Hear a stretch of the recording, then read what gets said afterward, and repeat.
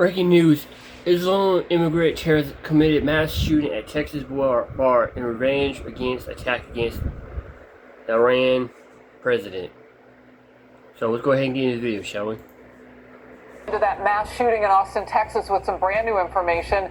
I had mentioned before, 3 people killed. Fox confirmed the shooter who police killed was a naturalized citizen from Senegal. Sources are now telling Fox the shooter was wearing clothing that said Allah on it, and he had on an undershirt with an Iranian flag on it. The FBI has just announced they are investigating this as a possible act of terrorism. They said maybe, probably, could be. They're investigating it as such now, a possible act of terrorism. We have a picture. And this is what we're finding out per multiple federal law enforcement sources to our own Bill Melugin.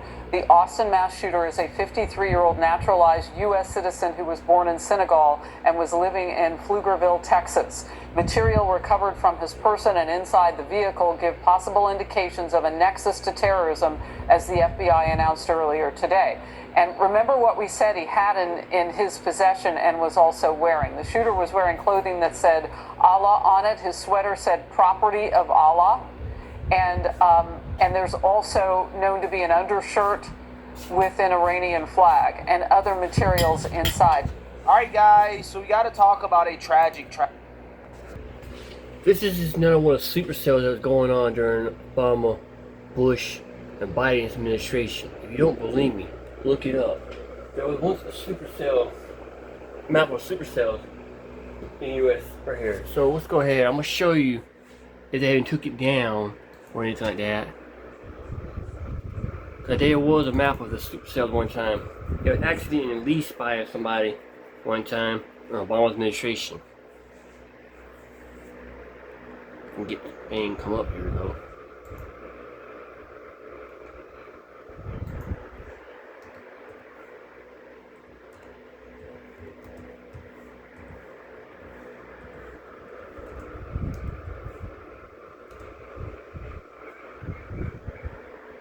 Here you go.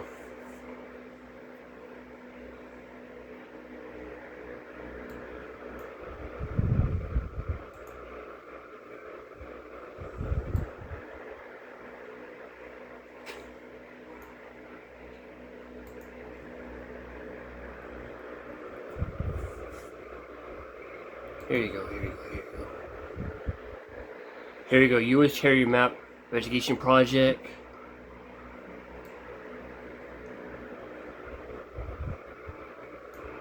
Here you go, right here. These are what it says, so-called sleeper cells in the United States of America. So,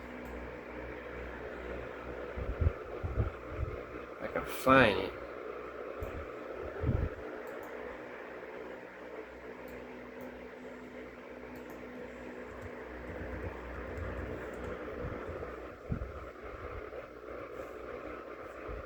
Here you go.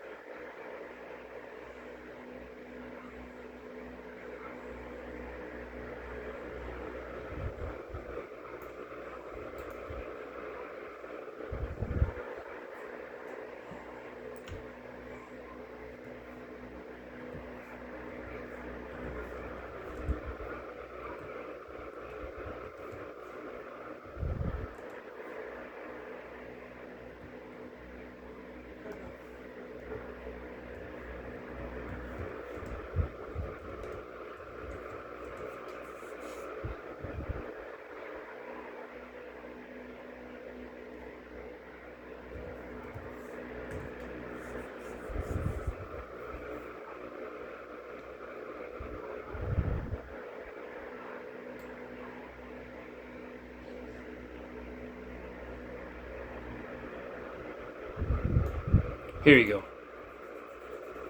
Fox News said they are monitoring so-called sleeper cells here, so freaking hell, it won't show up on here. Here we go, here we go, here we go. Iran attack sparks case has 1,000 plus ships hit by electrical warfare. But as you can see, there's stuff going on like that terrorist attack that happened in Texas. That's just another case of a sleeper cell. Right there and all. To be honest, Donald Trump, I'll ban Islamic immigrants from here. Just import them all out of the United States. Don't care if they did wrong or not wrong. If you support Islam or the religion, you should get it put out of the country as well. I know people ain't gonna like that same area, but fuck it. Here we go. Watch the videos. Story out of Austin, Texas, that I think everybody feared would start happening in the United States of America, especially in the wake of the attacks in Iran, in which you would have sleeper cells activated in the United States. You have these Islamic extremists who will go out and commit acts of mass violence against Americans in response to our actions in Iran. And it seems as if, who knows, maybe this story, again involving a mass shooting that took place at an Austin bar, maybe this story could be one of those, sleeper units, sleeper, activists, I don't know, being activated and deciding to commit an act of violence. What we do know thus far, at the very least, we know that this was linked to the Iran attacks, possibly motivated by the Iran attack.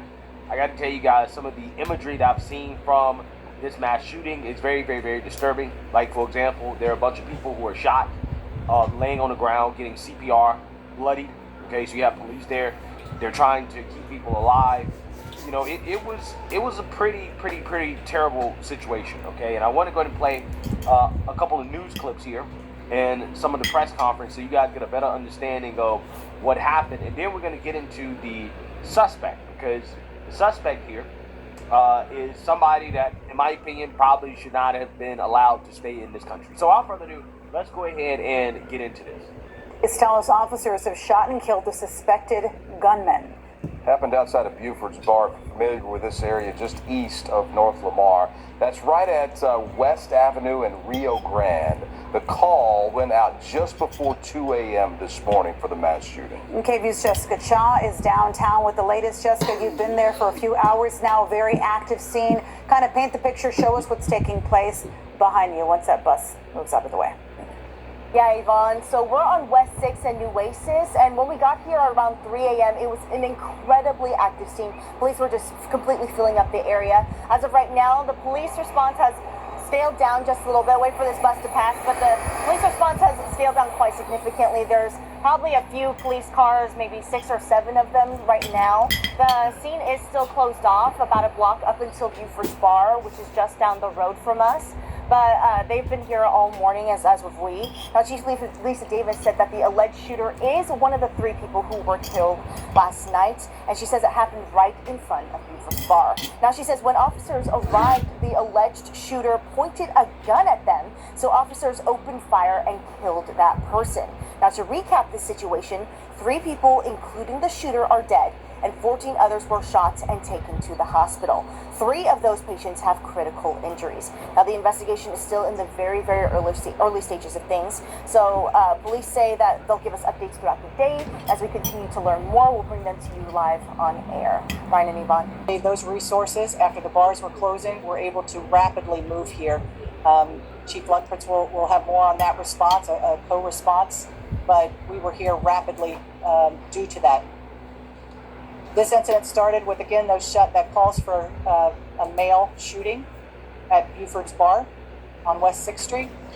Officers immediately transitioned, came over East 6th to West 6th Street, and were faced with the individual with the gun, and 3 of our officers returned fire, killing the suspect. Again, as the mayor said, this is a situation that we are going to be talking about probably all day. And all of you have many questions, as do we. Our federal partners are here, as well as others, and this will be a scene that will take several hours to process. And so I ask for your patience, but again, we will get as much information as quickly as we can to you. At this point, I'll go ahead and turn it over to Chief Lundquist. Good morning. Thank you, Chief Davis. Just to echo as well our condolences to everyone that was involved in this.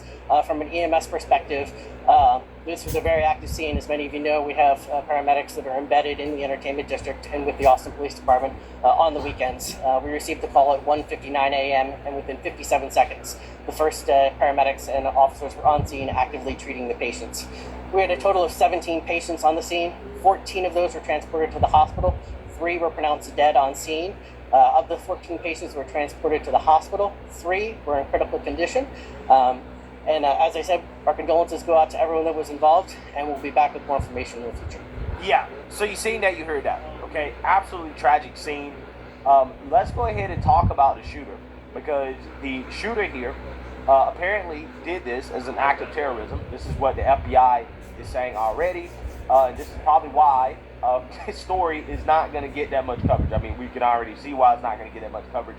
Clearly, it does not fit the narrative that the liberal media wants to put out there. So you're probably not going to hear much about this, okay, especially with the ongoing attacks that are happening in Iran. They're going to sweep this one under the rug. But we're going to talk about it because this type of stuff we should start to worry about if these individuals who are radicalized in this country start to commit acts of violence in defense of, I don't know, Iran or radical Islam, whatever, right? So without further ado, let's get into it. The fiend behind Sunday's bloodbath at a packed Austin bar was an ex-New York City resident wearing a Property of Allah hoodie and possibly out for vengeance over the U.S. attack on Iran, law enforcement sources told the Post. Texas shooter Indiaga Jone, 53, had a Quran in his car and was possibly also wearing an undershirt featuring the Iranian flag and other Iranian symbols when he opened fire on Buford's backyard beer garden near the University of Texas Austin campus, according to sources familiar with the investigation. Jone, a U.S. citizen originally from Senegal, was naturalized in 2013 and applied for asylum in 2016, sources said. Yeah, so this is the individual, right? Apparently this is what he was wearing. Property of Allah, right? Property of Allah. Yeah. You're definitely not going to see this in the media, right? You're definitely not going to see this on MSNBC, okay, CNN. They're not going to talk about this too much, right? They're going to sweep this one under the rug, but this certainly doesn't fit the narrative, right? But Property of Allah suggests that, again, this was motivated by Islamic extremism, okay? Otherwise, I'm not sure why he would wear a shirt like that. Clearly, this was motivated by his religious beliefs. This is a picture of people partying at the bar, right before this happened. Stuff like this is very tragic because you never expect this, right? I'm pretty sure it's probably a college bar, considering how it was located near a university. So you go out to a bar, you partying, whatever. You don't really expect a mass shooting to happen, right? For some lunatic to pull up and start open firing. But that's what happened. The gunman was a known emotionally disturbed person in both the Big Apple and Texas, sources said. He also had a history of arrests in New York City and Texas. He is believed to have lived in the Big Apple for years, arriving in 2000 and then racking up a string of arrests between 2001 to 2016, sources said. He was arrested in 2001 for illegal vending. His other 3 city buses were sealed, sources said. Yeah, so that suggests that he should have been deported, right? But instead, somehow, some way, this guy became a citizen, right? And was allowed to stay in this country, despite the fact he had a history of being a radicalized lunatic, right? He had a history of committing crimes in this country. Instead of sending him back, shipping him back to Senegal, right, the motherland, okay, we allowed him to stay until, he committed this act of violence, right, this mass shooting. Quote, obviously, it's still way too early in the process to determine the exact motivation, but there were indicators on the subject and in his vehicle that indicate potential nexus to terrorism, said Alex Duran, acting special agent in charge of the FBI's San Antonio office, to reporters. The attack happened about 2 a.m., closing time for the popular night spot, as hundreds of people were leaving to head home. Jone's large SUV was spotted traveling around the block several times before he stopped in front of the bar and began shooting out of his front window with a pistol, hitting patrons on the front patio, according to Austin Police Chief Lisa Davis. He then parked his car, got out, and began shooting at people walking by on the street, the chief said. Police confronted the shooter within less than a minute of the first gunshot at an intersection on 6th Street and shot him, cops said. Thank God for those cops, because had they not been there, had they not shown up in the second that they did, there could have been a lot more casualties, right? Considering how this guy opened fire twice, it is likely that those cops saved a lot of lives. Even though there were still 2 victims, still, there would have been a lot more had the police not been there at the time they did, and they immediately, bravely took this guy out. 2 victims and the shooter died at the scene. First responders rushed 14 other patients to nearby hospitals, 3 of whom were in critical condition. Yeah, I saw video of people bloody all over the ground. It was pretty gruesome, to be honest with you. I mean, there were people bloody all over the ground, cops giving CPR to people. It was wild. It was a pretty wild scene. So, you know, I just want people to understand that I think that the cops in this situation were very heroic. And without them, this could have been a lot worse, right? Quote, our hearts go out to the people that are victims of this, and I want to reiterate my thanks to our public safety officers and officials that so rapidly were on the scene. They definitely saved lives. Austin Mayor Kirk Watson said, quote, this act of violence will not define us, nor will it shape the resolve of Texans. To anyone who thinks about using the current conflict in the Middle East to threaten Texas or our critical infrastructure, understand this clearly. Texas will respond with decisive and overwhelming force to protect our state, Texas Governor Greg Abbott said in a statement. Yeah, so it looks like this was motivated by radical Islamic extremism, right? This was a revenge attack on behalf of Iran. Who knows at this point? They say that there are sleeper cells in the United States of America. I don't know. But I think that stories like this are a great example of why we should not allow mass migration into this country, right? Especially from some of these countries that don't necessarily align with American values. I think that stories like this are a great example of how that's a bad idea, especially if we're going to be engaging in these global conflicts. These people get pissed off, right? And then they commit acts of violence in response, right, as revenge. And that certainly seems to be what happened here, okay? This dude got mad. He said, you know what? My supreme leader has been smoked by Trump. I'm going to go out and commit an act of violence, you know, going to get revenge. And that seems to be what happened here. But with that being said, because of the fact that we're seeing this, it's important that people keep their heads on the swivel, right? Make sure you are aware at all times of your surroundings, because you just never know, right? You just never know with these radical lunatics that have been let into this country, right? And allowed to stay and given citizenship, right? Which is what happened in this situation. Should have never happened. Terrible situation. But, you know, this is part of the consequences of what happens when you let a bunch of people into this country from countries that don't particularly like us, that don't align with our values, that are, you know, third world countries. Yeah, stuff like this happens, right? And this is what we've been trying to warn about. And that's why you're probably not going to see too much about it. You're not going to hear CNN or MSNBC talk about it, because ultimately they don't want you to think that this is a real thing, right? They want you to think, oh, you're racist, that you're a bigot, that you're an Islamophobe. If you're worried about stuff like this happening, right? If you're saying, hey, you know, this is dangerous, right? That, you know, some of these people are radicalized, right? But it does happen, and that's why we're covering it, because people need to understand and they need to be aware of their surroundings, especially when you're going out, especially at a time like this. So, let me know what you guys think. Make sure you like, comment, and subscribe. Most importantly, share a Black conservative perspective. Peace.